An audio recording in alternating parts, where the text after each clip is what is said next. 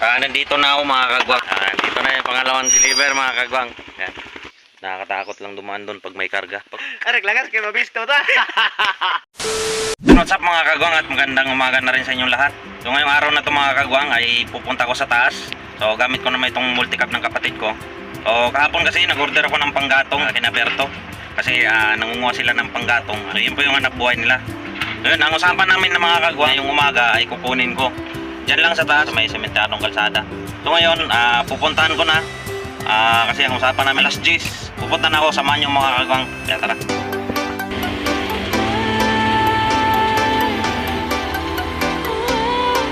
Wala kasi akong taga-video mga kagwang. 10 years later. Nandito na ako mga kagwang. So, nandito na pala yung kahoy. Meron ng naihatid dito na kahoy. Saktong-sakto lang yung dating ko.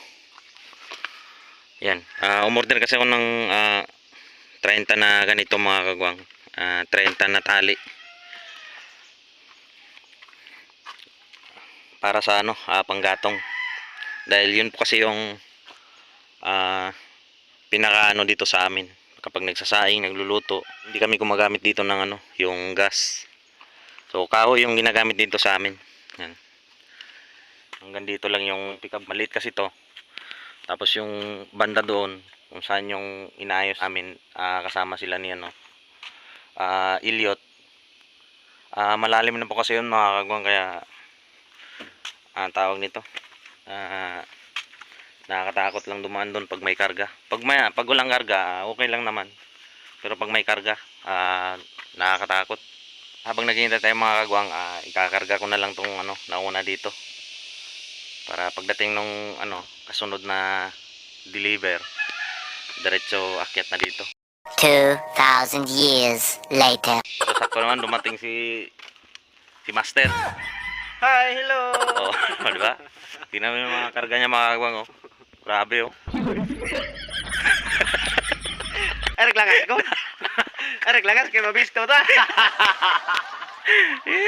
Mabisto ta. Dito ba ako gahapon? Asa man? Dito ko. Wala, manggug ka dito na sa uroy. Asa? Busy mo kapag ayaw inunin ko. Busy si Bistre mga kagwang. Master Bistre. Bago ko ng tawagan. Huminto lang dito si Bistre, nagkwentuhan lang kami saglit. So ito, uwi na siya. Kasi meron pa siyang gagawin yan. Ito. Para dun sa mga alaga niya na manok. Yan. Ayan, paalam na daw siya mga kagwang. Bye-bye. Alam. Uli sa kong. Sige. Mag-ayaw-ayaw na dili. Matur ako, madi. Ingat. Thank you. Ayan sa kaway.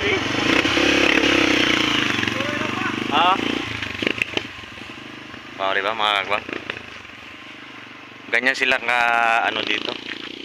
Ka-busy. Sobrang busy po talaga ng mga kasama ko dito mga kagwang. Silang 5 maliban sa akin. So meron po kasi talaga silang dito.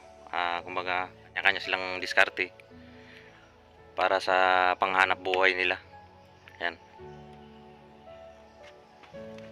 Kaya minsan pag umakyat ako sa taas, wala yung iba kasi nga hindi sila magkakasama sa nila. Kanya-kanya sila ng hanap buhay. Ayun, yun. Kaya minsan pag nagba-vlog kami, minsan 3 lang kami, 4.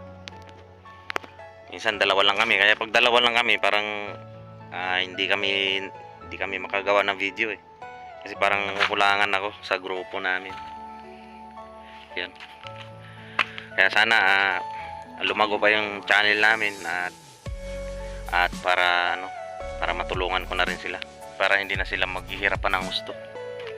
Nakakalimutan ko pala yung kahoy na ikakarga ko habang naghihintay ako nung pangalawang deliver.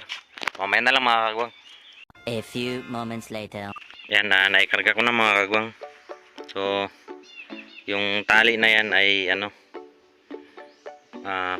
14 pa lang. So meron pang 16. Hintayin ko na lang yung pangalawang deliver mga kagwang.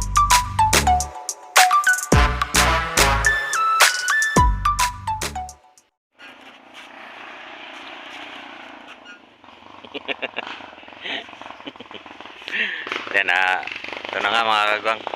Ayan na. Oh. Oh, di ba?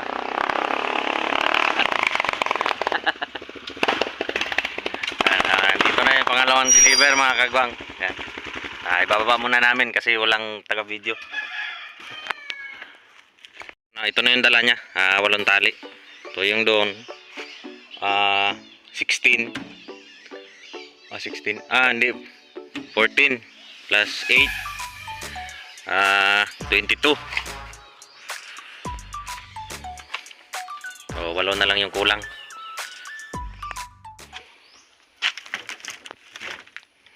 So, 8 na lang yung kulang. So, isang biyahe na lang yun. Ganito po ka hirap mga kagwang pag nasa highway ka. Tapos yung gamit mo pang luto, pang saing ay kahoy. So, sa highway kasi, pahirapan yung pag ng panggatong. Ganon din bibili ka. Kaya, dito naisipan na lang namin na bumili na lang kina Berto. Sa amin, pwede naman manguha ng panggatong mga kagwang kasi napakalayo.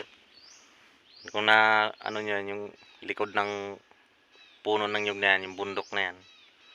So meron kaming nandyan yung lupa namin sa taas. So pwedeng manguha ng kahoy diyan. Pwede kaming manguha doon ng panggatong mga kagwang doon sa doon sa lupa namin, doon sa kabilang bundok. Kaya lang kung kami lang din ng wala din kasi konti lang yung mabitbit namin kasi napakalayo.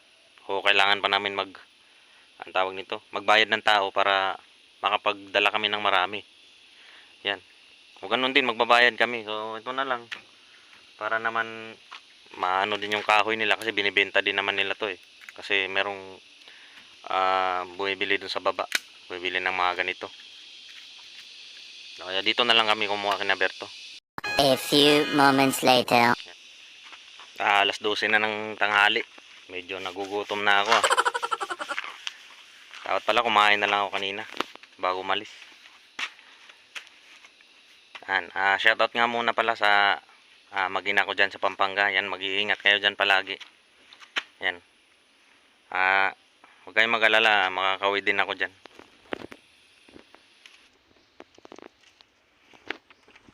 Sana huwag tayong maabutan ng ulan. Yan. Ang itim na naman ng langit.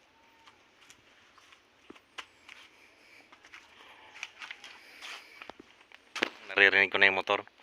Hindi ko na bibidyoan kasi nahihiya kasi siya sa sa camera. Yan, so update ko na lang kayo mamaya mga kagwang pagkatapos namin magkarga bago ako umalis. A few moments later. So mga kagwang, tapos na. Ito na. So, ayan, pauwi na.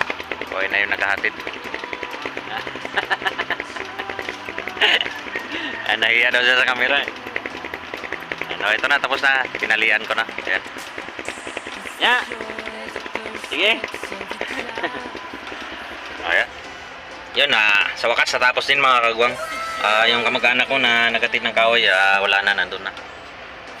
Dahil nahihiya siya sa camera. Ayun. Umuwi na.